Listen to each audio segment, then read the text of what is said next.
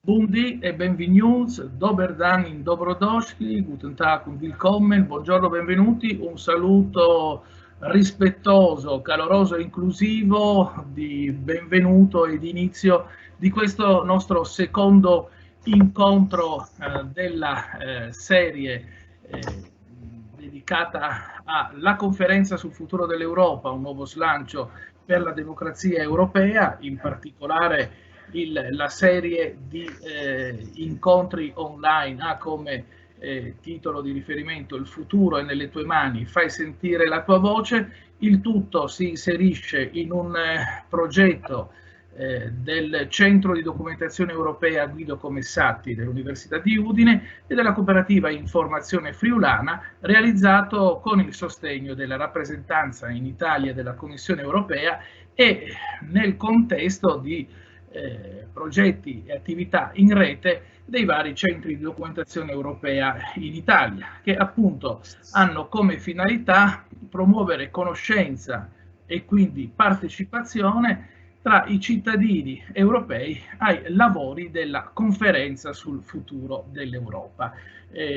Siamo più o meno a metà del nostro percorso, un percorso che è articolato in 5 trasmissioni radiofoniche, l'Europa in Divigny, l'Europa che verrà su Radio Onde Furlane, e in 3 incontri online. Questo è il secondo, l'appuntamento centrale. Il primo è stato realizzato la settimana scorsa, il 3 giugno, con un'attenzione particolare alla voce dei futuri cittadini europei sul futuro dell'Europa, ragazzi delle scuole superiori, in particolare di alcune classi dell'ISIS Magrini Marchetti di Gemona del Friuli e del liceo Percoto di Udine. Oggi, anche riprendendo alcune delle sollecitazioni emerse in quell'incontro, concentriamo la nostra attenzione sul tema l'Europa dei diritti e quindi anche i diritti nell'Unione Europea oggi e soprattutto anche in prospettiva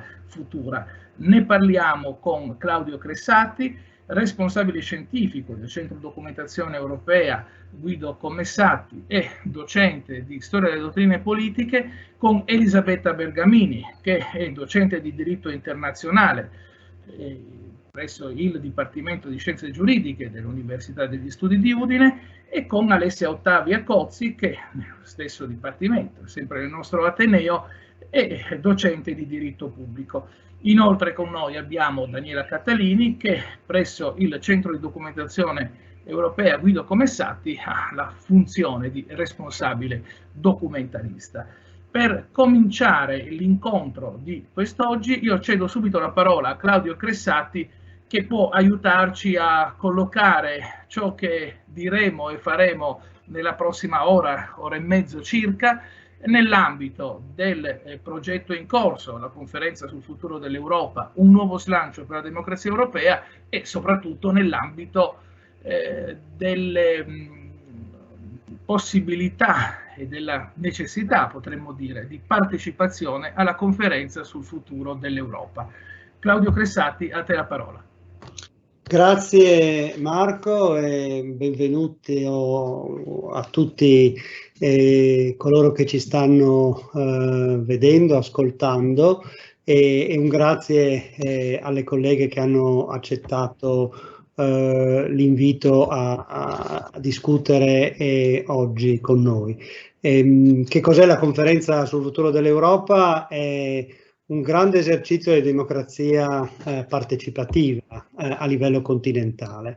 È il tentativo di imprimere un appunto nuovo slancio alla costruzione europea, anche utilizzando tutte le risorse delle nuove tecnologie che possono essere utili per la partecipazione dei cittadini. L'idea è stata lanciata 2 anni fa, nella primavera del 2019, prima delle elezioni europee che sarebbero tenute a maggio.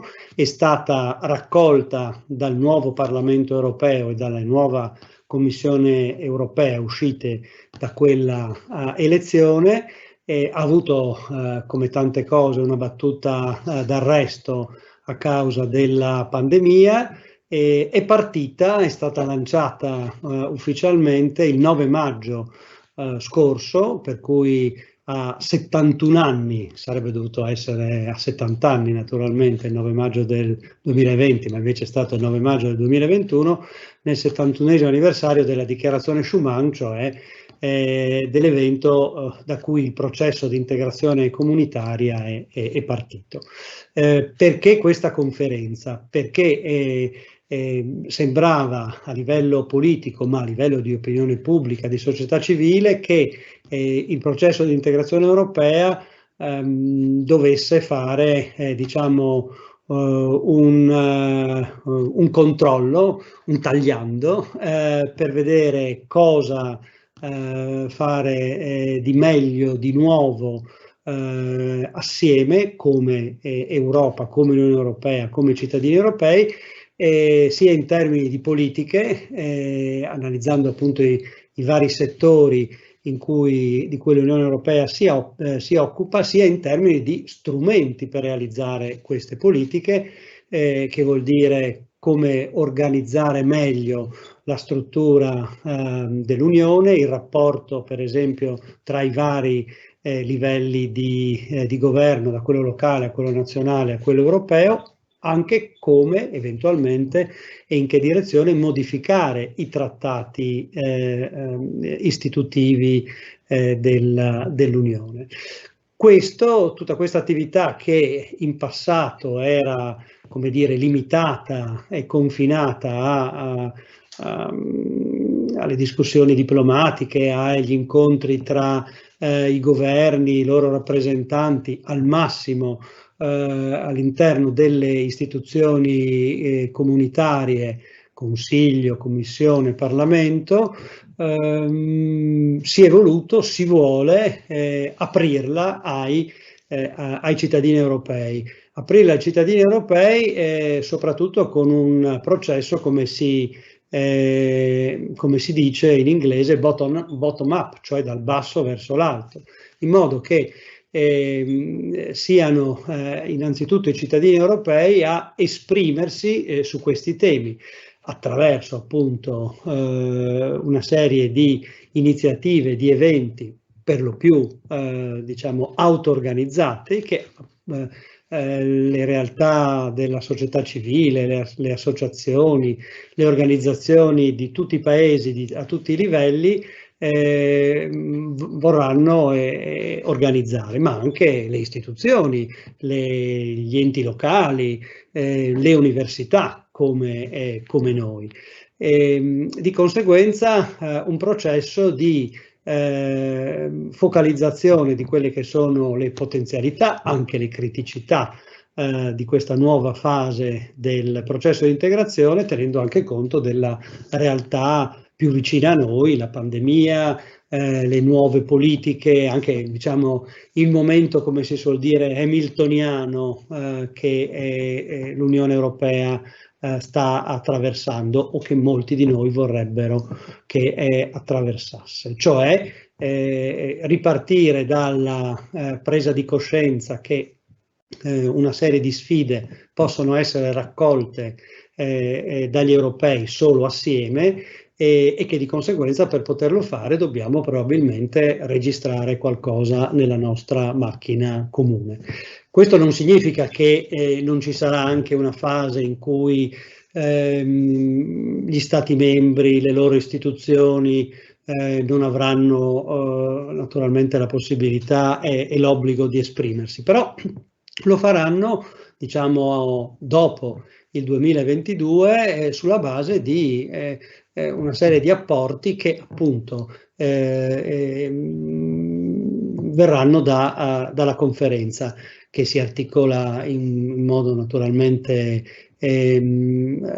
ricco. C'è non solo questa piattaforma che poi verrà ulteriormente illustrata, ma c'è anche una fase di riflessione con dei panel di cittadini europei che discuteranno tra loro e con le istituzioni una serie di temi dalle questioni relative ai valori, ai diritti, alla democrazia, in particolare le cose di cui ci occuperemo oggi in questo nostro incontro, la questione dei cambiamenti climatici, complessivamente quella ambientale, le questioni economiche relativamente soprattutto alla giustizia sociale, a come uscire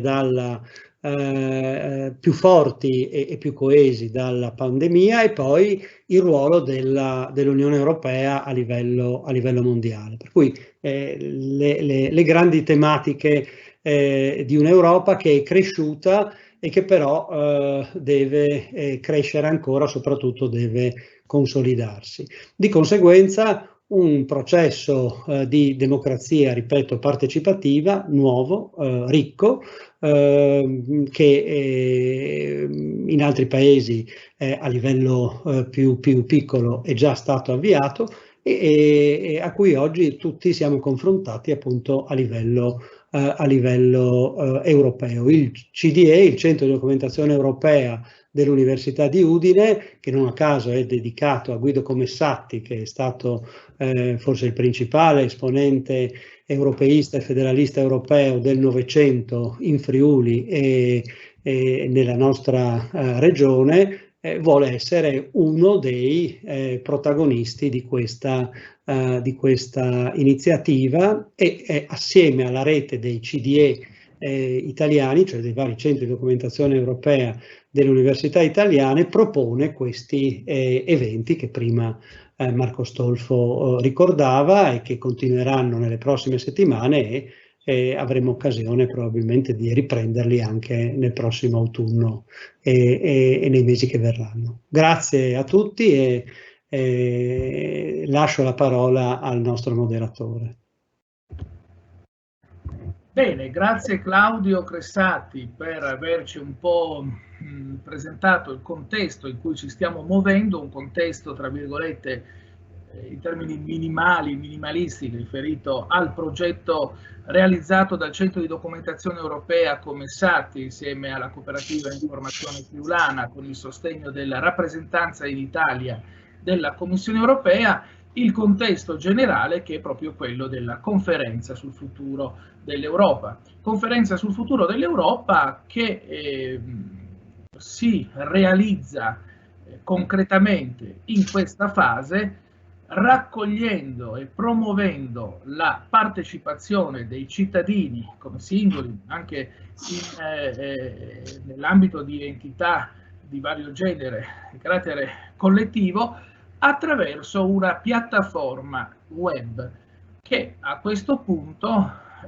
Daniela Catalini, documentalista del CDE Guido Comessatti, ci presenta sinteticamente nella sua forma e nella sua sostanza, cioè anche nelle modalità secondo le quali, attraverso le quali è possibile partecipare attivamente al processo della conferenza sul futuro per l'Europa, sul futuro dell'Europa. A lei la parola. Buon pomeriggio a tutti, grazie di essere qui. Quindi vi illustrerò brevemente proprio come utilizzare questo strumento che ci permette di dare voce proprio al cittadino, può direttamente partecipare. Quindi tra poco condivido lo schermo e andiamo sul web a curiosare e a verificare come possiamo essere coinvolti in questo esperimento europeo. La pagina principale. Come vedete l'indirizzo è futureu.europa.eu, quindi per collegarsi bisogna digitare questo indirizzo. All'atto che digitate l'indirizzo è la piattaforma, è il fulcro centrale proprio della conferenza. Cos'è questa piattaforma? È una piattaforma che permette proprio di essere interattivi, di dare voce ai cittadini che vogliono partecipare. Come possono partecipare? Attraverso lo strumento, quindi ci sono 3 modi di intervenire. Vedete che è possibile partecipare, condividere le idee e organizzare quindi un evento come abbiamo fatto come Centro di Documentazione Europea. In alto potete vedere ovviamente il proposito quindi della conferenza, i temi principali e anche la carta dove diciamo il codice etico per partecipare, cioè ovviamente rispettare la parola di tutti e rispettare ovviamente i valori quindi di discussione civili europei.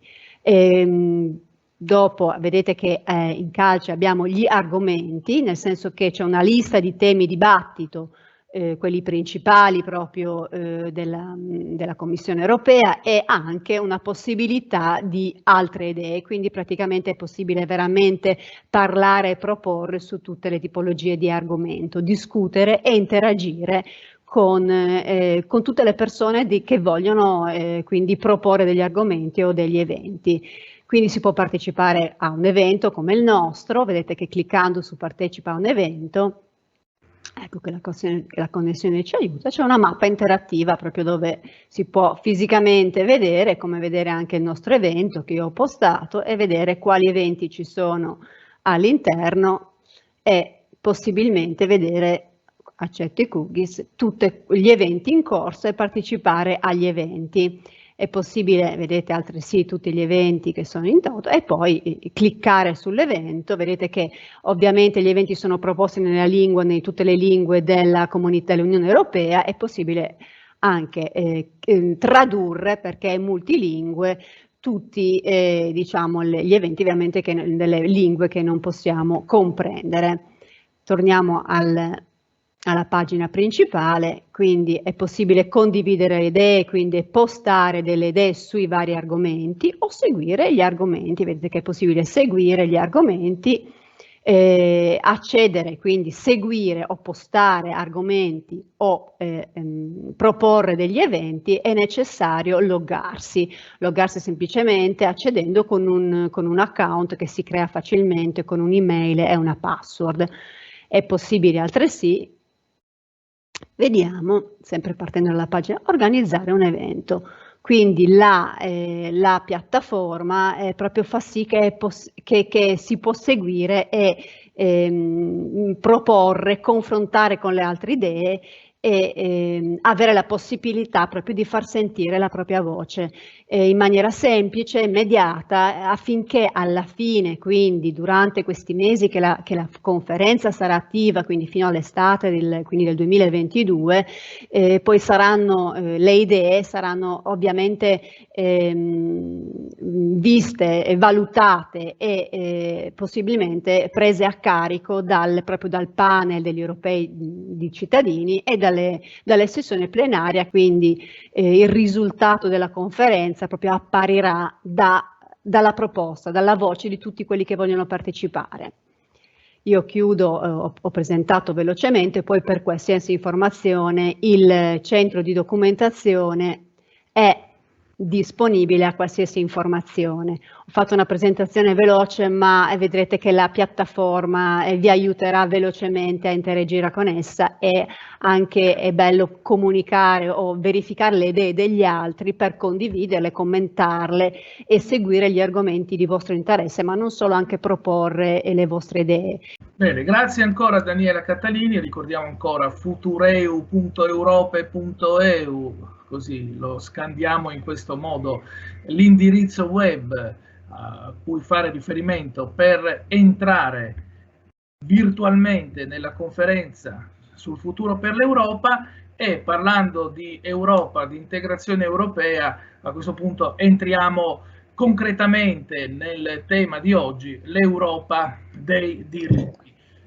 Pace, democrazia e diritti, se vogliamo, sono i tre obiettivi principali. Adesso possiamo unire anche lo sviluppo socio-economico, che in realtà aiuta sia la pace, sia i diritti, sia la democrazia, del processo di integrazione europea. E noi puntiamo l'attenzione sul tema dei diritti nell'Unione Europea a partire da un documento che ha una sua rilevanza formale e sostanziale, che è la Carta dei diritti fondamentali dell'Unione Europea, proclamata a Nizza e poi riconosciuta effettivamente con l'entrata in vigore del Trattato di Lisbona. Di Carta dei diritti fondamentali e di diritti fondamentali nell'Unione Europea ci parla a questo punto Alessia Ottavia Cozzi. A lei la parola. Buongiorno a tutti, grazie mille dell'invito e anche di questo appuntamento che è già una forma, se volete così, di partecipazione a questa conferenza sul futuro dell'Europa. Intanto mentre ne parliamo già stiamo condividendo idee, quindi grazie mille. La Carta, come hai detto, è un documento importante, un documento giuridico rilevante dell'Unione Europea e ha festeggiato da poco il suo anniversario, nel senso che la Carta, la convenzione che ha dato vita alla Carta, anche quello un primo esperimento di condivisione a livello di istituzioni europee nazionali, ma anche di società civile attraverso la partecipazione di associazioni non riconosciute, risale al 2000, quindi l'anno scorso la Carta in qualche maniera ha compiuto 20 anni. Che cosa posso raccontarvi di questa Carta dei diritti? Vi direi diciamo due cose. Da una parte, già prima della Carta, quindi potremmo risalire indietro nel tempo, l'Unione Europea, quella volta comunità europee, sicuramente tutelava i diritti. I diritti fanno parte del patrimonio, possiamo dire così, del diritto europeo sin dagli anni 60 ed inizialmente erano stati affermati in maniera, se volete, molto particolare, anche molto curiosa e affascinante per uno studioso, per un giurista, come principi non scritti. La Corte di Giustizia, che è il giudice che garantisce l'uniformità e l'omogenea applicazione del diritto europeo, ha tessuto dalle tradizioni costituzionali comuni degli Stati membri principi generali non scritti che garantivano diritti che si sono affermati all'epoca sia nei confronti degli atti delle istituzioni europee sia nei confronti successivamente di atti degli Stati nazionali. Voi dovete sempre pensare che i diritti nella tradizione, possiamo dire, del costituzionalismo liberale costituiscono un limite al potere. Quindi il fatto che siano stati affermati i diritti fondamentali significava una forma di garanzia dei cittadini all'epoca nei confronti di manifestazioni del potere che potevano essere sia europee che nazionali. C'è stato poi in questa origine uno dei tratti che volevo trasmettere a voi, peculiari, che ancora adesso secondo me caratterizzano l'Unione Europea. Da una parte quindi qualcosa di originario, di autonomo, creato a livello del diritto europeo, ma dall'altra parte un forte legame, una radice, un tessuto di connessione con le tradizioni costituzionali comuni. E quindi l'Unione Europea ancora oggi vive questa sua duplice natura che si fa molto fatica a spiegare, come se fosse un ibrido, hanno detto tanti, da una parte uno, ma dall'altra legato ai molti, è un po' uniti nella diversità, il suo motto che ritorna. Ecco, questo passaggio, per arrivare al secondo punto di protezione dei diritti, da diritti non scritti diventa diritto scritto attraverso la Carta. Si è trattato di un momento simbolico, se volete, particolarmente importante, perché se ricordate, quella era l'epoca in cui poco dopo iniziò il processo di scrittura di quello che si sarebbe chiamato Trattato istitutivo di una Costituzione per l'Europa. Trattato che però non entrò mai in vigore in seguito a 2 referendum che si opposero della Francia e dell'Olanda. Contemporaneamente erano anche gli anni dell'allargamento dell'Europa ai paesi dell'est, quindi si trattava di una fase storica di grande trasformazione in cui, con un significato sicuramente simbolico, soprattutto per gli occhi di chi come me è costituzionalista di matrice, significava affermare i punti fondamentali, il cardine, i valori fondativi di un nuovo sistema. Però anche qui l'Unione Europea avanza e procede per slanci ed arresti. Quindi se voi ci pensate, questa carta scritta che è composta da 6 titoli, i quali sono molto evocativi di ciò che abbiamo in comune come popoli europei: la dignità, la libertà, cittadinanza, giustizia, eguaglianza, solidarietà, ci ha messo 9 anni per entrare in vigore. È entrata in vigore col Trattato di Lisbona del 2009, è entrato in vigore il 1° dicembre del 2009.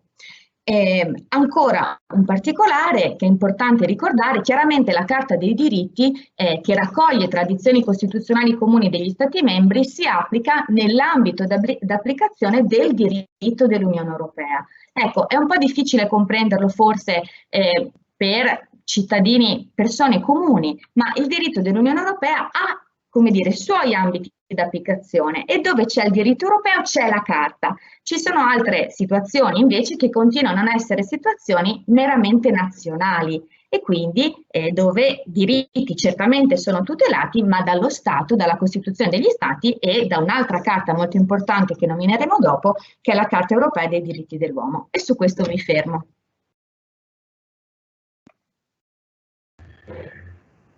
Bene, grazie. Grazie a Alessia Taviapozzi che ci ha riportato contenuti e valore simbolico e sostanziale della Carta dei diritti fondamentali dell'Unione Europea. Ci ha ricordato altresì, lo riprenderemo più tardi questo aspetto, la CEDU, la Convenzione Europea dei diritti dell'uomo e delle libertà fondamentali, adottata in seno al Consiglio d'Europa all'inizio degli anni 50 ed è entrata in vigore nel 1953, e magari riprenderemo il tema della relazione tra Unione Europea e Convenzione Europea dei diritti dell'uomo e delle libertà fondamentali. A questo punto andiamo a provare a toccare con mano i diritti nell'Unione Europea con Elisabetta Bergamini, in particolare riprendendo per esempio il tema della libertà di circolazione delle persone all'interno dell'Unione Europea, di cui probabilmente ci siamo resi conto nell'ultimo anno e mezzo in termini negativi, perché per far fronte alla pandemia anche questa libertà di circolazione all'interno dell'Unione Europea da parte delle persone ha avuto delle limitazioni, e da lì allargare un po' il campo alla situazione reale dei diritti civili e sociali nell'Unione Europea, anche nel rapporto tra diritto statale e diritto europeo. Alla parola a Elisabetta Bergamini. Grazie Marco, grazie agli organizzatori, è sempre un piacere essere coinvolta in queste iniziative del Centro di Documentazione Europea. Sulla questione della libera circolazione, io credo che in realtà tutti quelli che in questo momento sono all'ascolto abbiano ben presente quali sono le implicazioni. Dobbiamo ricordarci questo, come è stato poi già accennato prima, che quella che noi oggi conosciamo come Unione Europea nasce come una comunità economica nella quale abbiamo delle libertà di circolazione particolarmente collegate all'esercizio dell'attività economica. Quindi nasce tutto questo come circolazione di lavoratori, dipendenti, autonomi o soggetti che esercitano l'attività economica. Il di più è stato dato in una prima fase dall'interpretazione della Corte di Giustizia particolarmente estensiva, che è riuscita a dire qualcosa che forse ci può sembrare un po' strano, cioè ad esempio che anche i turisti alla fine sono soggetti che circolano per fruire di servizi economici e quindi sono coperti dal trattato. Quindi in realtà la stessa Corte ha consentito a tutti noi di usufruire di questa libertà di circolazione in maniera più estesa di quelle che erano le previsioni contenute nei trattati.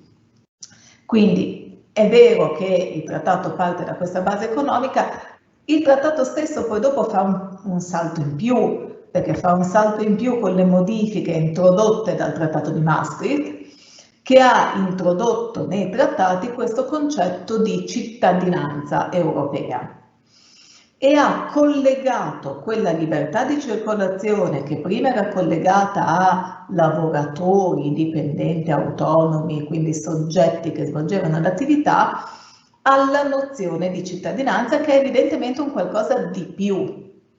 Quindi voi tutti sapete che noi siamo cittadini dell'Unione Europea. Quello che deve essere chiaro, ovviamente, è che questa cittadinanza dell'Unione Europea non è un qualcosa di diverso e ulteriore, è un qualcosa che necessariamente va di pari passo con la cittadinanza di uno Stato membro. Quindi nel momento in cui noi abbiamo la cittadinanza di un qualunque Stato membro dell'Unione Europea, automaticamente abbiamo la cittadinanza dell'Unione Europea e quindi possiamo usufruire di tutti i diritti che sono collegati in base alle previsioni del trattato e agli atti di diritto derivato con la cittadinanza dell'Unione Europea.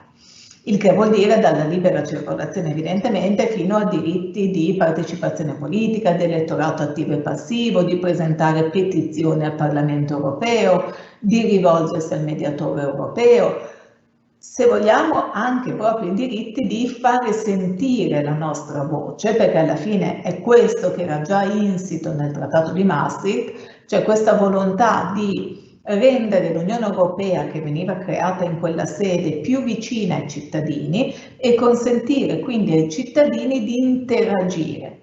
Certo che quell'interazione era in uno stadio meramente embrionale negli anni 90, quando si comincia a discutere di questi temi, ma è un'interazione che, come è stato detto prima, ha portato a dei risultati affascinanti, interessanti, forse non sempre tutti di successo, come ahimè è accaduto per il progetto di Costituzione per l'Europa, però sicuramente anche quello che è il progetto di Costituzione per l'Europa, che non è andato a buon fine in quanto tale, ha avuto una serie di risultati interessanti che poi sono confluiti nel trattato che oggi applichiamo.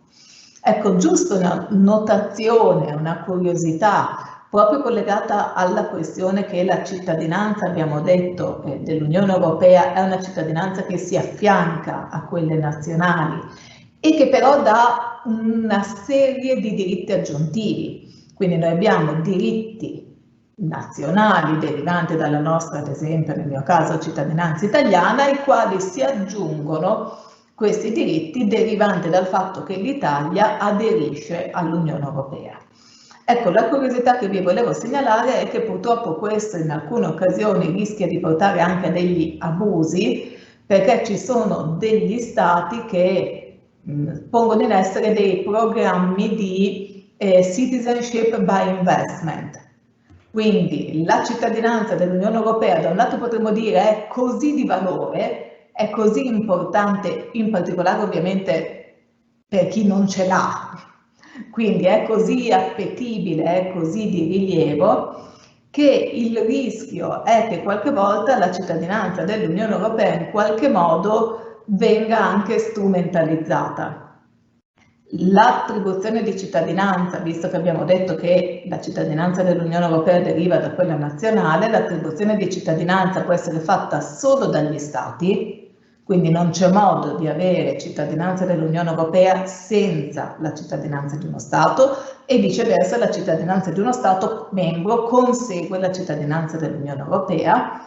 E quindi paradossalmente qualche Stato ha anche cercato di approfittare della possibilità di beneficiare di diritti ulteriori, per cui magari i piccoli Stati che non sarebbero così appetibili come luogo di investimento propongono a investitori stranieri la possibilità, acquisendo delle proprietà immobiliari, investendo finanziamenti molto rilevanti ovviamente, parliamo di centinaia di migliaia di euro nel paese, di ottenere la cittadinanza. Non tanto perché sia rilevante la cittadinanza del singolo Stato, quanto perché dalla cittadinanza di quel singolo Stato deriva la cittadinanza dell'Unione Europea e quindi la possibilità di muoversi liberamente. Anche solo questo è un elemento molto di rilievo, mentre soggetti cittadini di Stati terzi potrebbero essere vincolati alla richiesta di un visto d'ingresso, alla richiesta di un permesso di soggiorno, quindi tutta una serie di limiti in più. Quindi questo è un elemento da tenere presente, cioè la cittadinanza è nostra, la cittadinanza viene data dagli Stati, ovviamente gli Stati devono anche dissuadere gli altri Stati da abusare di questa possibilità, perché la cittadinanza è un vantaggio che deve essere ovviamente dato a chi ha ragioni di collegamento effettivo con il territorio che portano all'acquisizione di cittadinanza. Se no il rischio è comportamenti abusivi che poi possono anche sfociare in quelle situazioni per cui essere il coniuge di un cittadino dell'Unione Europea dà ad esempio il vantaggio di poter entrare nell'Unione Europea, con il rischio che purtroppo vediamo bene anche nelle realtà attuali che questo venga utilizzato per dei matrimoni forzati combinati, perché in qualche modo la ragazza magari giovane che abbia però, sia nata e cresciuta in Italia, che abbia la cittadinanza o anche solo in certi casi un permesso di soggiorno, è utilizzabile come il biglietto di ingresso e conseguentemente sfruttata. Quindi nell'ottica della tutela dei diritti dobbiamo ricordarci che non può neanche essere consentito un abuso dei diritti di cittadinanza, perché può portare a una situazione di rischio nella tutela dei diritti. Bene, grazie per questa presentazione che tra l'altro ci presenta, per dirla con i Pink Floyd, anche The Dark Side of the Moon, il lato oscuro della Luna, che è la Luna nel nostro caso, la cittadinanza europea.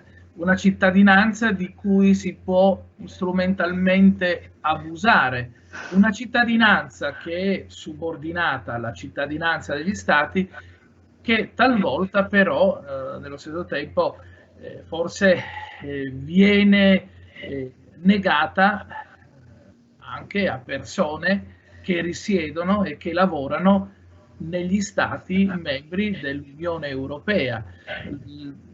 Anni addietro si parlava del caso dei cancellati nella Repubblica di Slovenia subito dopo l'avvio dell'indipendenza della Slovenia.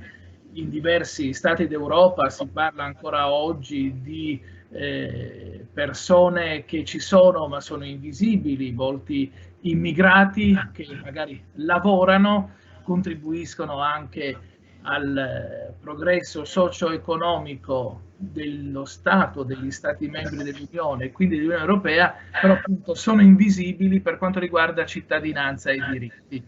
Rispetto a questo aspetto, il quale tra l'altro è stato affrontato con sensibilità e passione civica dai ragazzi che hanno preso parte la scorsa settimana all'incontro dedicato appunto all'Europa dei giovani, che cosa può o potrebbe fare in più l'Unione Europea?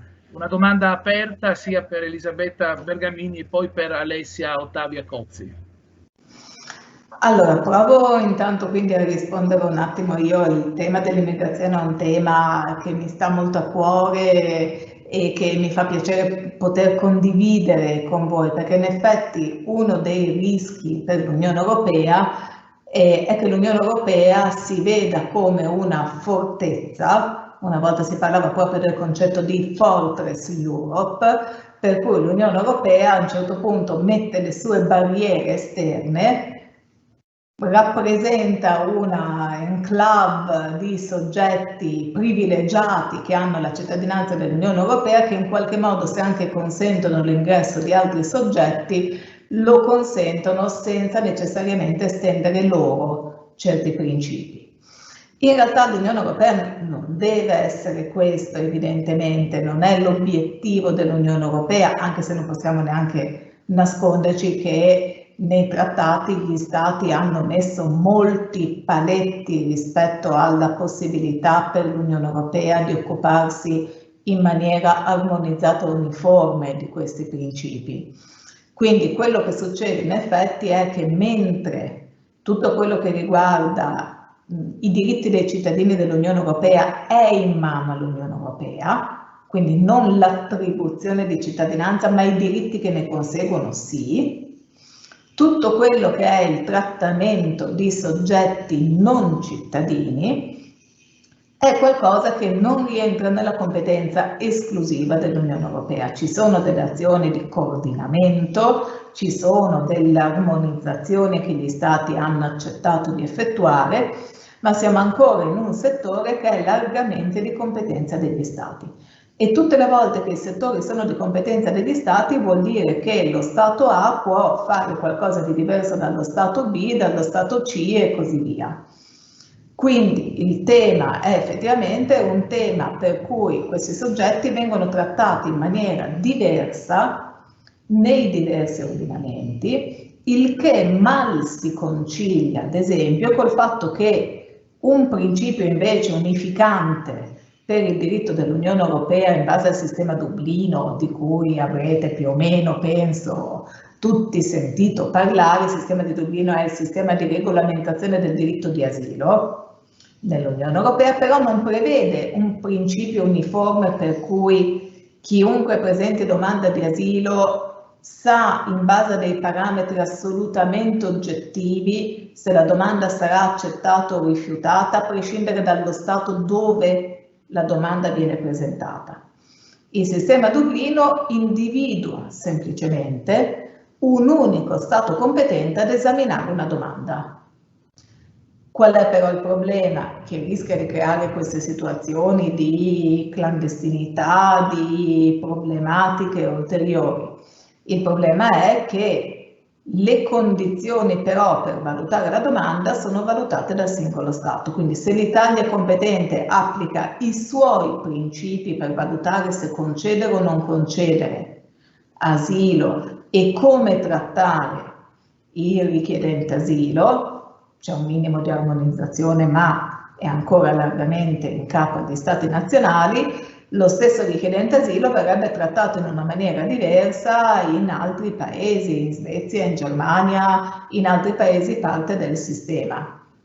Per questo è molto importante, ovviamente, che si creino intanto delle condizioni comuni per poter gestire la questione immigrazione e poi ovviamente un principio di burden sharing, perché senza un principio corretto di burden sharing, quindi di condivisione delle richieste, con la ulteriore problematica, come abbiamo detto, dell'applicazione delle regole nazionali, si capisce immediatamente che il sistema è destinato a creare delle situazioni discriminatorie. E la situazione discriminatoria è quella che porta poi al rischio di illegalità, perché il soggetto che si trova in quella posizione può essere portato a tentare di aggirare la normativa per ottenere una valutazione più favorevole. Non so, ecco, se ho risposto completamente. Il tema, ammetto che probabilmente avrebbe bisogno di un incontro specifico, però giusto per dare alcune notazioni spero sia sufficiente. Benissimo, grazie. Così abbiamo capito che The Dark Side of the Moon, in realtà ce ne sono più di una, in realtà, di facce oscure sulle quali però appunto siamo come cittadini, poi anche diciamo come studiosi, chiamati a riflettere, se vogliamo, soprattutto ad intervenire. Passo la parola ad Alessia Ottavia Cozzi, se vuole aggiungere qualcosa su questo tema specifico. Due pensieri semplici. Il tema, l'esempio che tu trattavi degli invisibili, è un esempio che ha a che fare con le regole nazionali della cittadinanza. Questo è un ottimo esempio che ci insegna, proprio come cittadini, a ripartire le responsabilità. Cioè, quando noi pretendiamo qualcosa di diverso, nel sistema complesso in cui viviamo, ci dobbiamo chiedere: ma chi è che ne è responsabile? Chi è competente ad adottare regole in quell'ambito?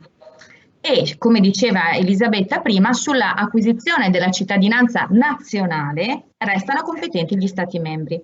Noi, nel nostro ordinamento, abbiamo una legge che disciplina l'acquisto della cittadinanza italiana e sapete, perché sicuramente è un dibattito aperto, che è stata molto discussa proprio dal punto di vista dell'immigrazione. Sapete che bambini che sono nati in Italia e che hanno svolto tutto il ciclo scolastico in Italia, sulla base delle norme che abbiamo ora, acquistano la cittadinanza al compimento dei 18 anni, se ne fanno domanda. Quindi, pur vivendo nello stesso contesto economico-sociale dei loro compagni di classe, non sono cittadini italiani e quindi non solo non sono cittadini europei, ma non hanno neanche l'insieme della sfera, diciamo così, dei diritti e dei doveri, delle protezioni e degli obblighi che ricade su ciascuno di noi come cittadino italiano. Quindi questo è un problema degli stati nazionali e nel nostro caso è proprio un problema nostro. Ecco, questo è il primo aspetto. Un secondo aspetto che ha a che fare invece con l'immigrazione a livello delle politiche europee, per aggiungere un pensiero a quanto ha già spiegato benissimo Elisabetta, è questo. Vedete che anche qui c'è sempre una dicotomia tra Unione e Stati membri. Molte volte l'Unione, anche dove ha attribuzioni limitate, le può esercitare nella pienezza di quelle che ha, se gli Stati lo consentono. Cioè l'Unione Europea non è altro da noi.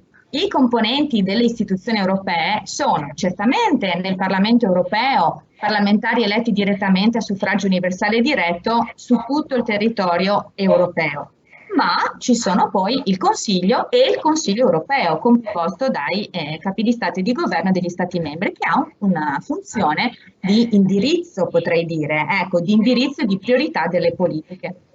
Su molti temi che sono divisivi e che in realtà rappresentano delle fratture tra est e ovest dell'Unione Europea, se volete tra nord e sud, che sono un po' come dire le linee divisorie trasversali che già da anni si sono manifestate, ecco, su questi temi divisivi come l'immigrazione, la difficoltà a trovare un accordo tra Stati membri comporta un impasse delle politiche europee disponibili, diciamo così, o non solo un impasse, un indirizzo che non è spesso coerente con gli stessi principi, per esempio, scritti nella Carta dei diritti dell'Unione Europea come nelle Costituzioni nazionali. Non dico una cosa particolarmente nuova, ne parlavano anche questa mattina alla radio, se dico che l'accordo con la Turchia stipulato 5 anni fa perché facesse da controllo nei confronti degli immigrati che provenivano dalla Siria non ha risolto il problema dell'immigrazione e ha creato anzi un problema in termini di diritti umani fondamentali drammatico. La stessa cosa possiamo dire per i corridoi umanitari che dovrebbero evitare l'immigrazione clandestina attraverso il Mediterraneo. Queste tematiche però, per essere affrontate, e da questo punto di vista la conferenza sul futuro dell'Europa è uno strumento, se volete, per farlo, hanno bisogno dell'accordo degli Stati. Chi sono gli Stati? Sono i nostri rappresentanti. Quindi occorre un'azione a due livelli, sia di politica interna perché venga espressa a livello europeo, sia di coordinamento non solo nostro a livello nazionale, ma anche degli altri Stati.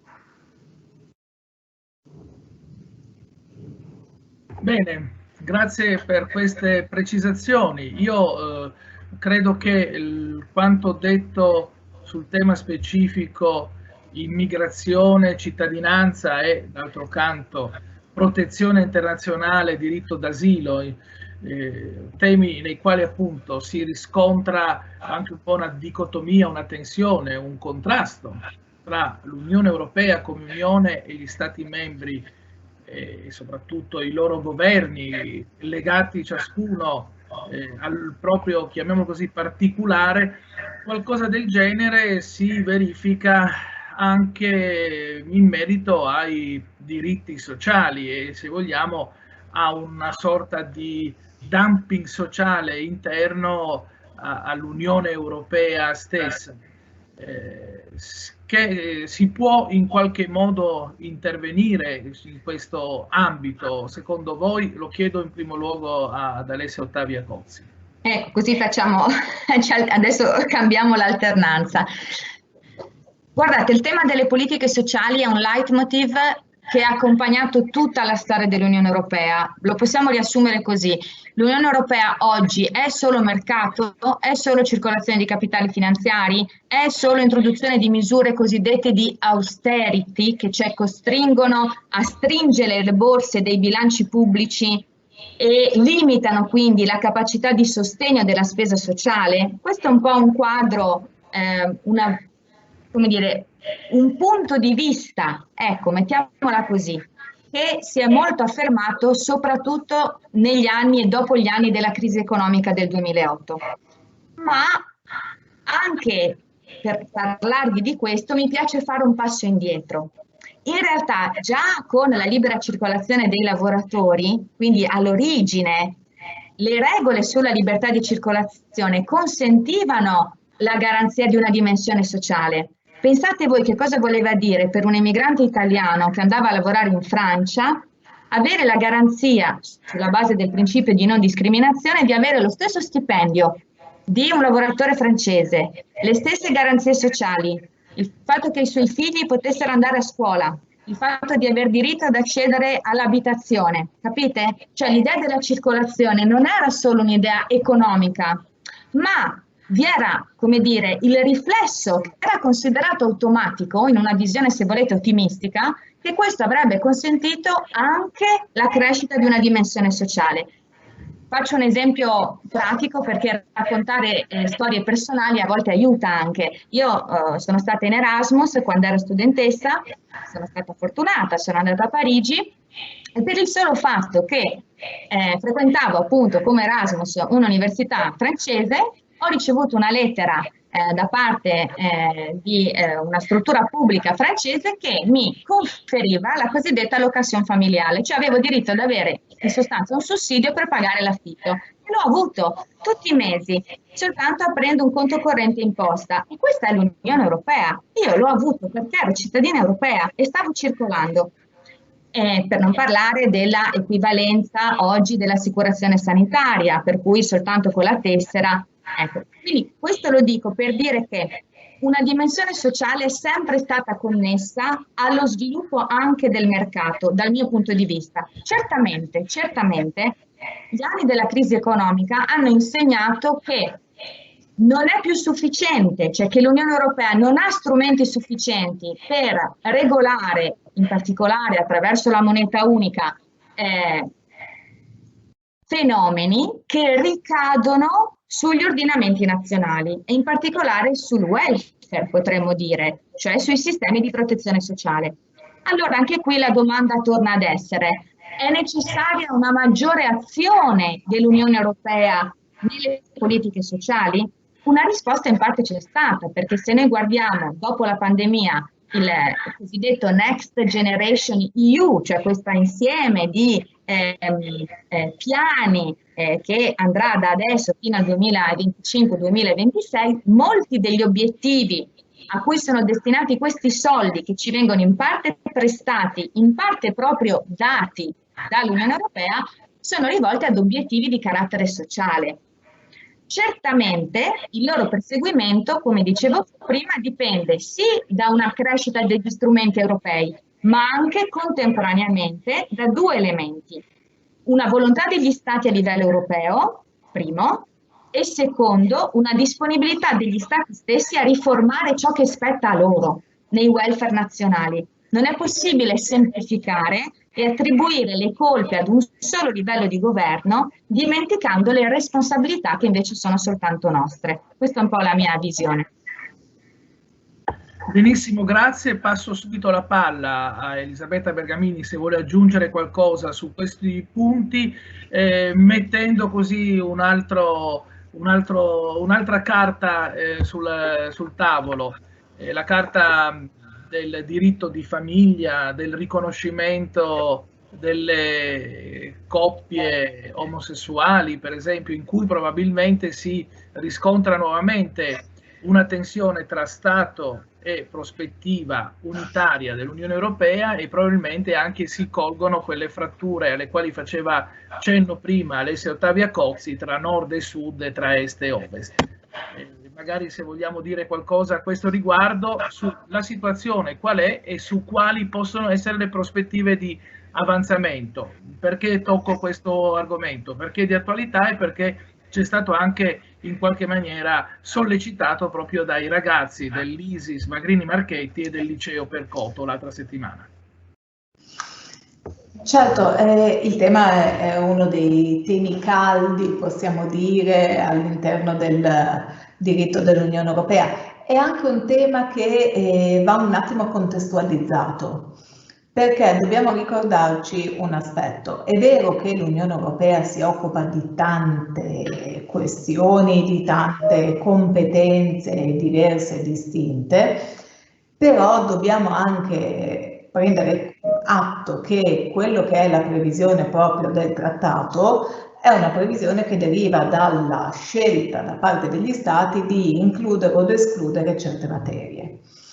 La materia diritto di famiglia, intesa in quanto proprio materia diritto di famiglia interno, non rientra nella competenza dell'Unione Europea. Questo è un dato di fatto. Rientra nella competenza dell'Unione Europea in maniera indiretta quando è collegata alla libera circolazione, quindi agli aspetti che dicevamo prima di circolazione delle persone all'interno dell'Unione Europea, rientra nella competenza dell'Unione Europea quando è collegato ai temi di politica sociale e quindi ovviamente alla questione che può essere il trattamento, l'attribuzione ad esempio di un periodo di congedo retribuito per il matrimonio, che se è dato per il matrimonio deve essere dato non solo per il matrimonio fra persone di sesso opposto ma anche fra persone dello stesso sesso, quindi rientra per i profili economici, per i profili di libera circolazione, rientra per i profili di diritto internazionale privato, qui andiamo un po' sul tecnico, la questione è la legge applicabile a certe situazioni familiari. Questo può essere regolato da dei principi stabiliti dall'Unione Europea, ma per di più, e questo vi fa capire quanto è difficile poi riuscire a farlo, sono settori in cui la votazione all'interno del Consiglio, come diceva prima Alessia, che poi lo scoglio nel momento in cui un atto deve essere approvato, la votazione in questi settori deve avvenire addirittura all'unanimità. Quindi non è sufficiente neanche una maggioranza qualificata, come invece accade per la maggior parte delle decisioni. Allora voi capite che trovare l'unanimità con i numeri che abbiamo attualmente di stati coinvolti è molto difficile. Quindi il settore è un settore che non è interamente coperto dal diritto dell'Unione Europea. Cosa può fare allora l'Unione Europea in questo settore? Può, come dicevamo prima, intervenire indirettamente, perché se abbiamo una persona che ha la cittadinanza di uno Stato membro dell'Unione Europea, che ha esercitato la libera circolazione, nel momento in cui ha esercitato la libera circolazione magari si è sposato con il proprio compagno, come era consentito da quell'ordinamento nazionale dove si trovava, nel momento in cui il matrimonio è accaduto, e poi ritorna nel suo paese di origine, quindi ha esercitato la libera circolazione, ha usato la possibilità collegata alla cittadinanza dell'Unione Europea, ritorna nel suo paese di origine e chiede il ricongiungimento familiare, a quel punto la Corte di Giustizia dell'Unione Europea in un caso simile ha detto quello Stato non può rifiutare l'ingresso di colui che ha un vincolo familiare stabile, riconosciuto e formato in un altro ordinamento di uno Stato membro dell'Unione Europea. Quindi non si può imporre il riconoscimento dei vincoli costituiti all'estero in senso assoluto, ma lo si può rendere necessario nel momento in cui si esercita la libera circolazione. E guardate che questo è un problema molto rilevante, sì certo per le coppie, ma ancora di più per quelli che sono i figli delle coppie.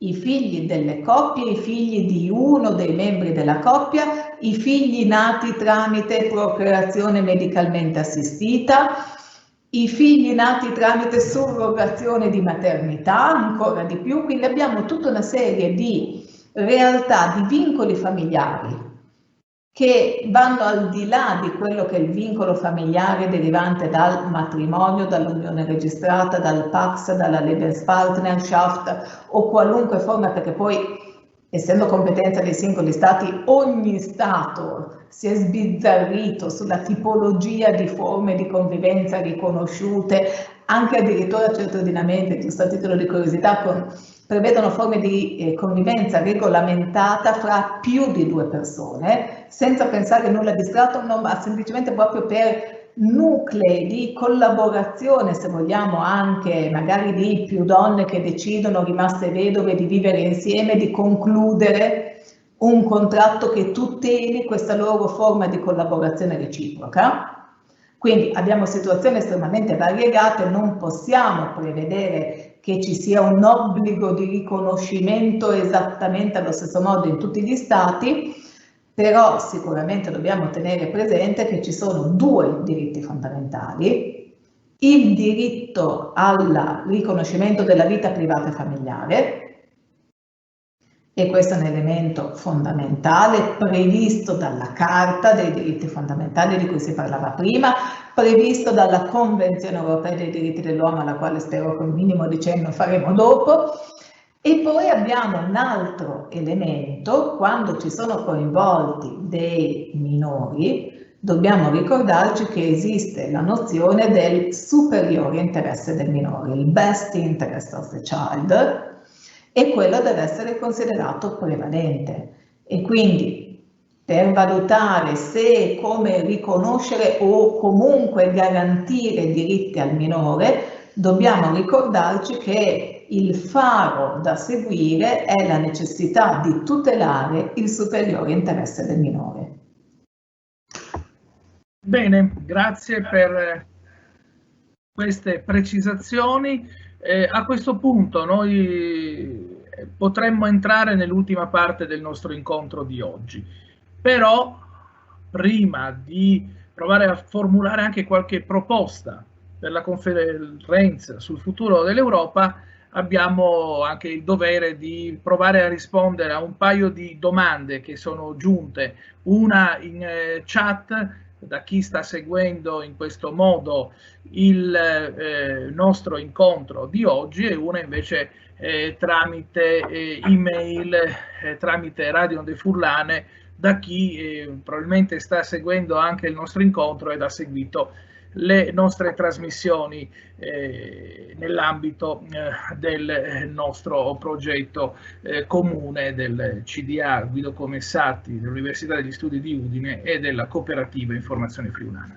Dalla chat io leggo questo quesito che sottopongo ad entrambe, lasciando a voi la scelta di chi vuole rispondere a questo e all'altro quesito che vi porrò.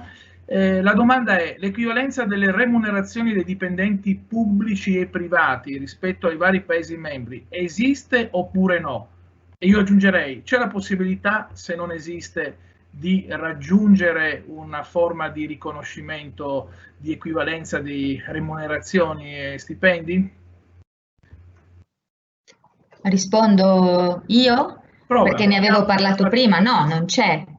Il principio di non discriminazione di cui parlavamo prima nella retribuzione tra cittadino di uno Stato membro e cittadino di un altro Stato membro che lì lavora comporta come parametro la retribuzione dentro quello Stato. Cioè io e una persona francese che fa lo stesso lavoro dobbiamo essere pagati allo stesso modo previsto dalla legislazione dello Stato in cui ci troviamo. In Italia, italiana, francese, svedese, tedesca. Certamente, quindi vale il principio nazionale. Certamente questo provoca delle forme di dumping sociale, come prima tu stesso ci dicevi. Una delle fratture a cui accennavamo est-ovest è proprio quella che deriva dal fatto che numerosi lavoratori provenienti da paesi dell'Est Europa erano disposti, una volta entrati, diciamo, nello spazio europeo, ad andare a svolgere attività lavorativa in altri Stati membri che avevano condizioni economiche medie più favorevoli, diciamo, proponendo anche, diciamo, accettando delle retribuzioni più basse. O ancora, attraverso la libera circolazione di servizi, era possibile far svolgere all'estero, all'est, lavori pagati con retribuzioni più basse, che poi però venivano utilizzati, servizi che venivano utilizzati in stati, diciamo così, dell'Ovest, se volete. Ci sono, io non ne sono esperta, sicuramente la Elisabetta lo è molto più di me, delle direttive che si occupano in qualche maniera della armonizzazione, ecco, di prestazioni di questa tipologia. Non penso che sia un obiettivo, lo dico onestamente, arrivare ad una parità di stipendio per tutti, semplicemente perché le condizioni economiche di vita sono molto diverse tra Stati membri. Questo è uniti nella diversità. Ciò che sarebbe invece utile è che l'Unione Europea, ma è una mia opinione personale, desse dei principi a cui gli Stati, ciascuno secondo il proprio sistema e modello, devono adeguarsi, per esempio per una remunerazione minima. È il cosiddetto reddito minimo garantito, che ha molti significati dal punto di vista giuridico su cui non entriamo, ma per dire che l'Unione Europea potrebbe prevedere, sempre se gli Stati lo consentono, che ci sia una retribuzione minima prevista nei singoli sistemi nazionali. Bene, seconda domanda che ci permette nel frattempo anche di accompagnarci alla fase conclusiva del nostro incontro, quella delle proposte. Allora, direttamente dall'email di Radio De Furlane riceviamo questa sollecitazione. A proposito di unità nella diversità, in questo caso riconoscimento del pluralismo linguistico e culturale e dei diritti linguistici. Cosa è successo negli ultimi 2 mesi nello Stato francese? All'inizio di aprile il Parlamento ha approvato una legge di valorizzazione e promozione di quelle che nell'ordinamento francese sono chiamate lingue regionali.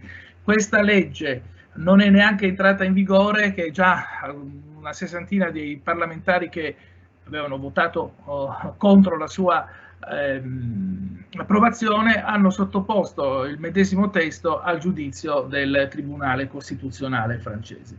Tribunale Costituzionale che si è espresso il 21 maggio scorso, tra l'altro scherzi della storia, giornata UNESCO della diversità culturale e del dialogo, rigettando parte dei contenuti della legge, in particolare il metodo di istruzione immersivo per le lingue di minoranza e addirittura l'uso formale nei documenti pubblici di alcuni caratteri, di alcuni segni diacritici non francesi, perché l'articolo 2 della Costituzione francese stabilisce che la lingua della Repubblica è il francese. C'è il dubbio che in particolare quest'ultima norma ritenuta non costituzionale sia abbastanza contraddittoria rispetto al principio di non discriminazione, perché se la tilde, la N con quell'accentino strano, è un carattere tipico della lingua basca e della lingua bretone, è anche un carattere tipico della lingua spagnola, quindi probabilmente d'ora in avanti i cittadini francesi, anche quelli non baschi e non bretoni, magari che però sono di origine argentina o di origine estremegna, che si chiamano Núñez, dovranno chiamarsi Nunes per l'anagrafe francese. Che cosa questa situazione è compatibile con la dimensione dell'Unione Europea, con il principio di non discriminazione, con l'unità nella diversità? Ecco, provo a dire anche su questo un cenno, poi lascio la parola ad Elisabetta.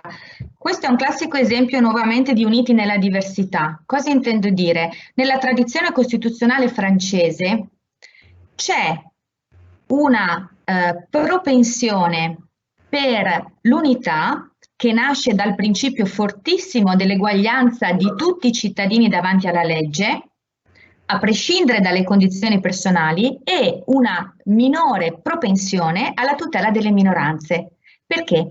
Perché la tutela delle minoranze è considerata, come posso dirvi, un elemento di rottura di quella uguaglianza dei cittadini come insieme di valori civili a cui tutti coloro che desiderano possono aderire. La tradizione francese della cittadinanza è una tradizione volontaristica, capite?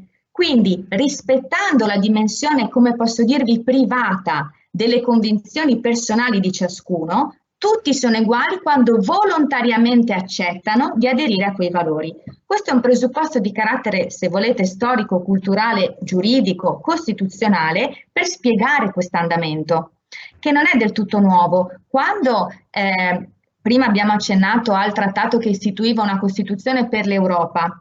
Quel trattato era stato sottoposto ad un giudizio preventivo del Consiglio Costituzionale francese, perché in Francia è possibile questo, i trattati internazionali devono essere confrontati con la Costituzione.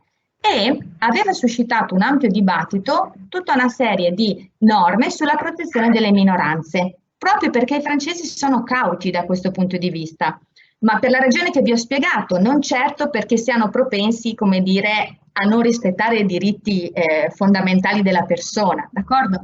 E il Consiglio Costituzionale aveva detto anche la Carta è conforme alla Costituzione nella misura in cui adotta la visione della Costituzione francese. Una contraddizione un po', capite? Aveva riletto il contenuto europeo alla luce dei propri principi.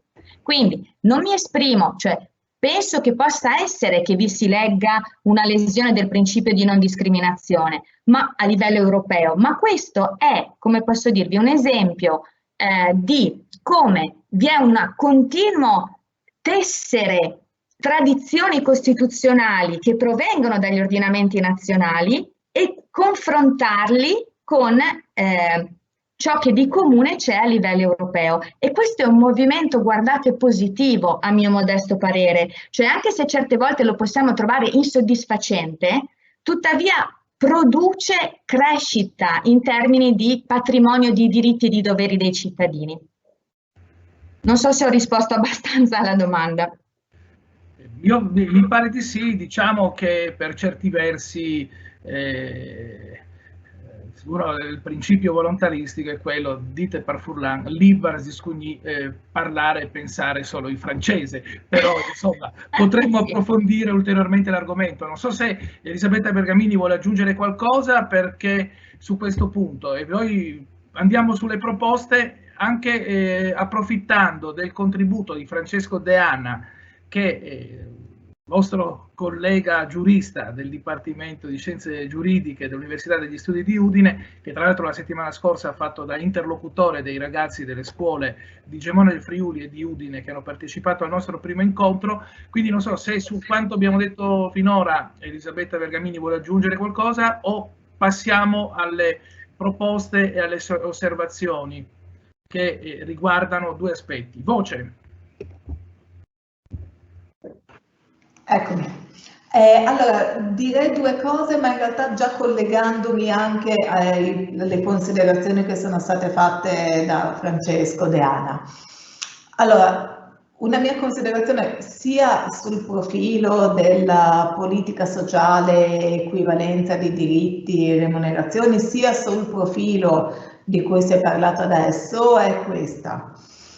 E in effetti l'Unione Europea non si occupa direttamente e attivamente di tutelare i diritti se non in quei limiti delle competenze di attribuzione, quindi parità di retribuzioni no, armonizzazione minima di diritti riconosciuti ai lavoratori sì, quindi periodo minimo di congedo di maternità, periodo minimo di ferie, cioè tutta una serie di parametri per cui dei diritti alla fine l'Unione Europea li ha garantiti nell'ambito della politica sociale.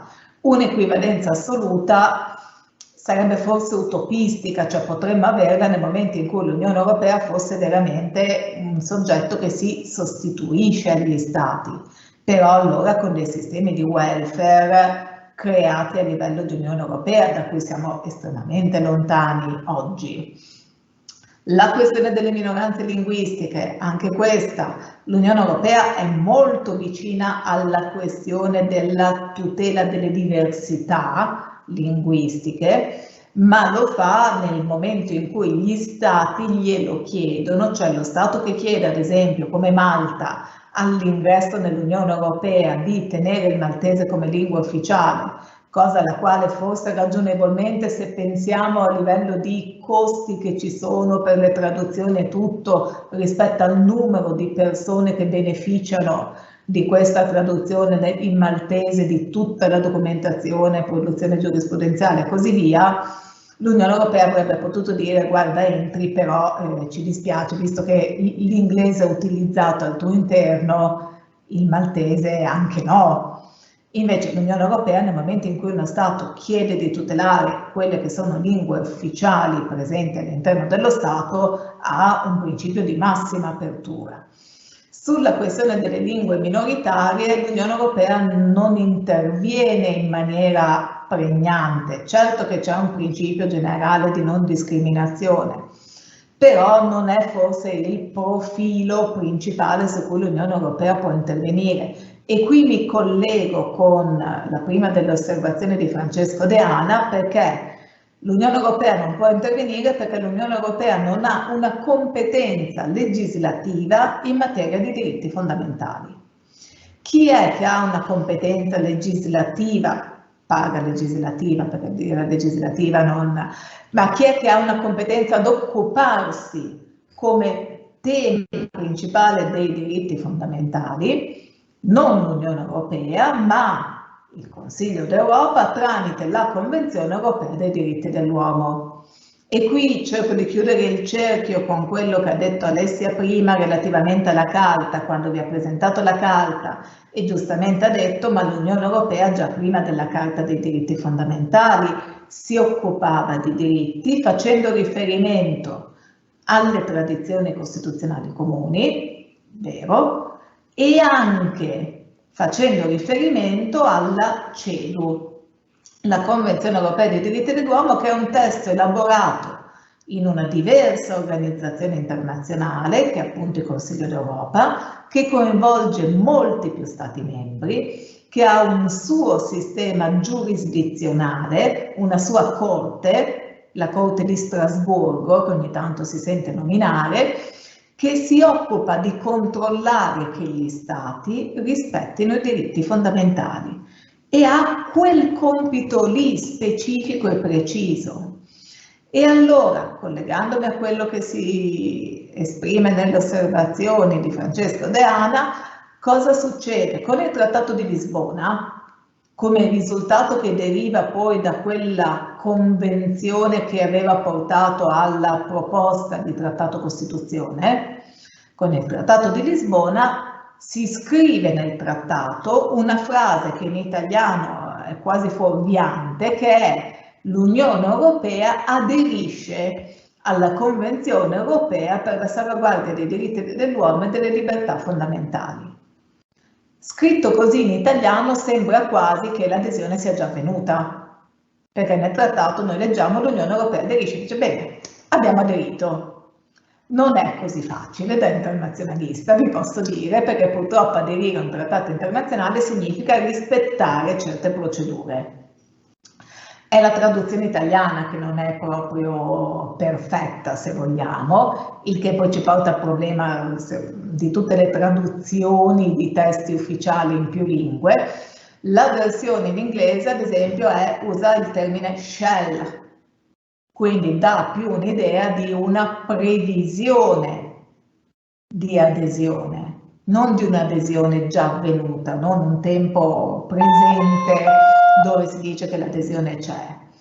L'adesione per di più ad oggi non è ancora avvenuta. Perché? Perché l'Unione Europea è un po' in difficoltà, nonostante ci siano stati vari tentativi, predisposizione anche di un testo sottoposto alla Corte di Giustizia, ma la difficoltà è che l'Unione Europea non ha piacere, è un principio un po' che i panni sporchi si lavano in casa, se vogliamo, quindi l'Unione Europea non ha tanto piacere di vedersi assoggettata, adesso scherzo ovviamente, cerco di metterla, ma assoggettata a un controllo di una Corte esterna. Meglio, se vogliamo usare un linguaggio più giuridicamente ineccepibile, la Corte di Giustizia dice: il controllo fatto da un'altra Corte sull'operato dell'Unione Europea è qualcosa che non è compatibile con l'attuale sistema giurisdizionale dell'Unione Europea, dove la Corte che esercita l'ultimo controllo è la Corte di Giustizia. Quindi oggi l'adesione non c'è stata. Speriamo che questa conferenza sul futuro dell'Europa porti a sbloccare anche questa posizione, che effettivamente è ancora in una sorta di limbo. perché, e qui sono pienamente d'accordo con quello che scrive il collega Deana, se l'Unione Europea avesse effettivamente aderito alla CEDU, quindi quell'adesione fosse andata a buon fine, probabilmente quell'accordo che è stato concluso con la Turchia, di cui si parlava prima, per la gestione, diciamo, dei richiedenti asilo o protezione provenienti da altri paesi, sarebbe stato considerato una violazione dei diritti umani da parte dell'Unione Europea, e a quel punto l'Unione Europea poteva essere chiamata in causa, se non in realtà già dalla Corte di Giustizia per certi profili, ma in ultima battuta dalla Corte Europea dei diritti dell'uomo. Questo non è potuto avvenire perché in effetti questa adesione non c'è stata. Il che non escluderebbe una possibilità di controllo, perché la Corte di Giustizia verifica anche che gli atti dell'Unione Europea non siano in violazione dei diritti dell'uomo, però non c'è neanche una competenza diretta ad occuparsi della materia. Quindi questo sicuramente è qualcosa che speriamo, auspichiamo, con la conferenza sul futuro dell'Europa possa trovare una sua soluzione. Bene, grazie per la precisazione. Quindi noi possiamo cominciare a presentare una proposta alla conferenza sul futuro dell'Europa da questo incontro di oggi, che è la seguente: si trovi una strada affinché si arrivi a una adesione, se non formale, almeno sostanziale, per evitare quelle distorsioni che all'interno dell'Unione Europea e nel rapporto tra l'Unione Europea e altri Stati, ne faceva cenno Francesco Deana rispetto all'accordo tra Unione Europea e Turchia del 2016, rispetto anche a una gestione, chiamiamola così, delocalizzata dell'immigrazione. Insomma, la prima proposta che possiamo far uscire dal nostro incontro è questa: avere un'Unione Europea che, a partire dalla sua Carta dei diritti fondamentali, facendo riferimento anche alla CEDU, sia ancora più attenta ai diritti fondamentali dei cittadini. Una seconda proposta che ci giunge ancora da Francesco Deana riguarda il contrasto a quel dumping sociale di cui parlavamo prima.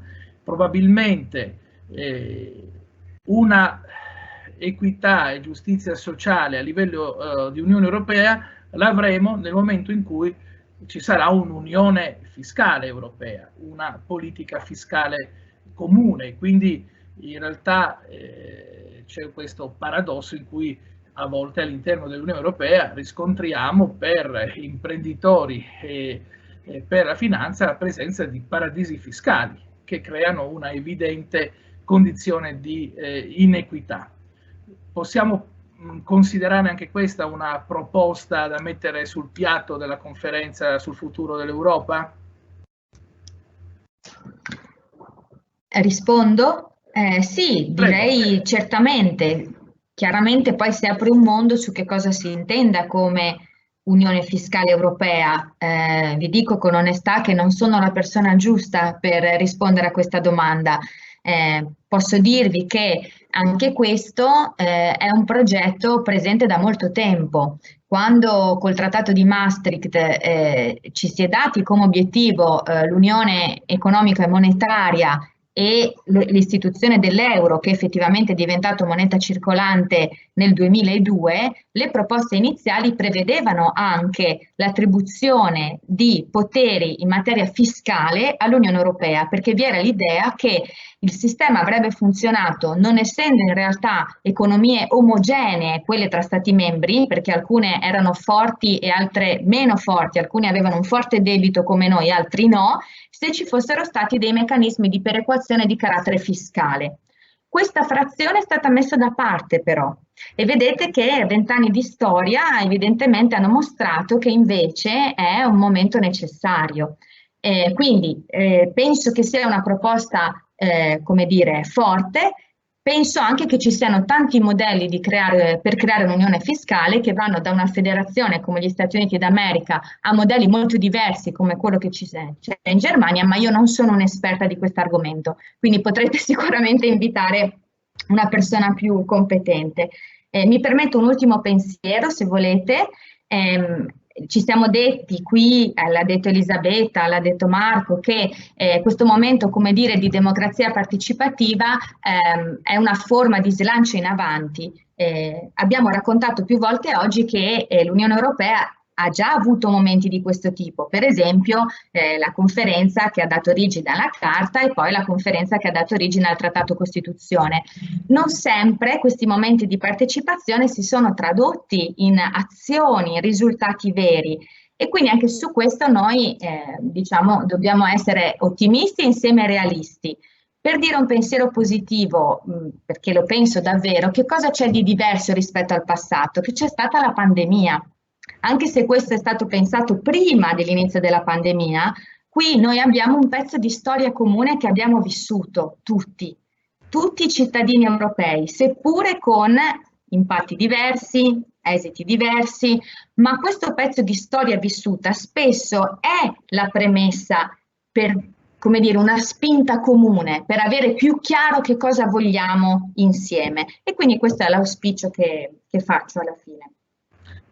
Bene, grazie anche per questa osservazione e questa precisazione. Insomma, intanto dobbiamo spingere in avanti, dopo, come si dice in friulano, zecca il nas al devente. E a proposito di proposte, ragionamenti, noi ci troviamo oggi a conferenza sul futuro dell'Europa avviata, in questa iniziativa del Centro di Documentazione Europea Guido Commessati dell'Università degli Studi di Udine e della Cooperativa Informazione Friulana, a parlare appunto di come intervenire e partecipare alla conferenza sul futuro dell'Europa. All'inizio dell'anno, in un'iniziativa analoga, tra l'altro condivisa anche con il Centro di Documentazione Europea dell'Università di Trieste, all'epoca si chiamava Europa quale futuro, perché aspettavamo che ci venisse detto qualcosa in merito all'avvio effettivo della conferenza sul futuro dell'Europa.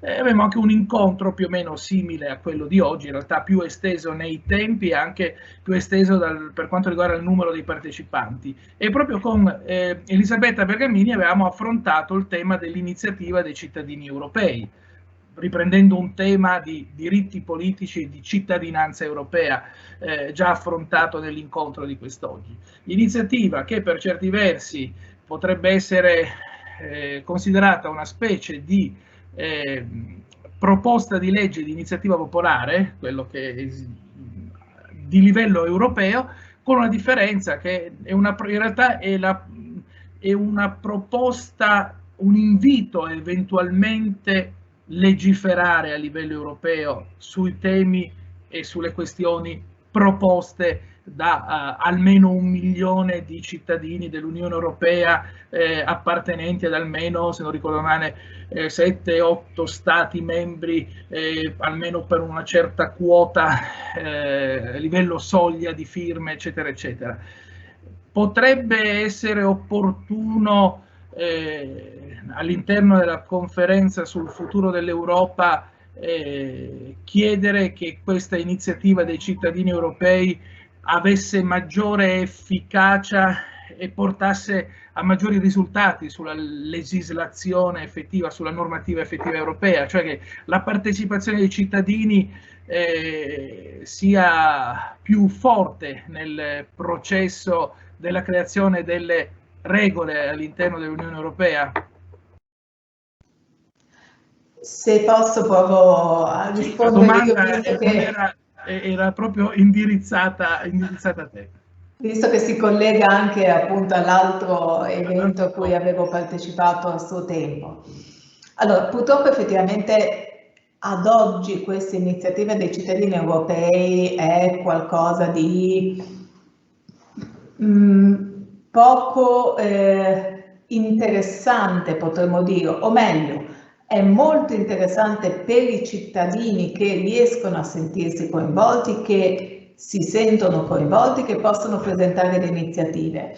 Qual è il problema? Che in effetti da un lato c'è proprio la questione per cui le iniziative talvolta sono state presentate su temi su cui l'Unione Europea non aveva le competenze per poter intervenire, e allora qui c'è talvolta uno scostamento fra la consapevolezza dei cittadini di quelli che sono i temi di cui si può occupare l'Unione Europea e la volontà di dire facciamo qualcosa in quel settore.